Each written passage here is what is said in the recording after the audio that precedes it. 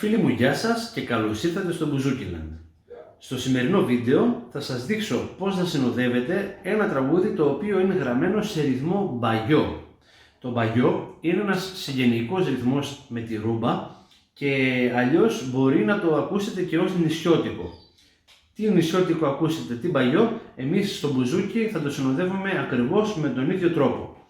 Το μπαγιό λοιπόν είναι ένας ρυθμός τον οποίο μετράμε σε 4 τέταρτα. Πάμε να σας το δείξω έτσι λεπτομερώς για να καταλάβετε. 1, 2, 3, 4, 1, 2, 3, 4. Έπαιξα 2 μέτρα για να καταλάβετε. Αυτό τώρα θέλει πολλές επαναλήψεις, είναι σχετικά απλός, δεν είναι δύσκολος. Θα το παίξω και λίγο πιο γρήγορα για να δείτε πως πρέπει να ακούγεται έτσι σε ροή.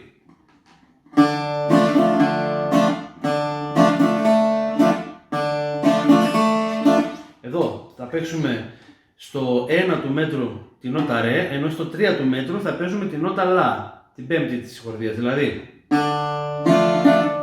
Εδώ είναι το 3.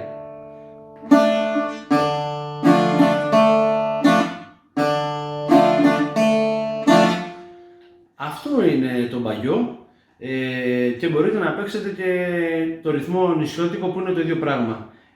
Σας ευχαριστώ που με παρακολουθήσατε.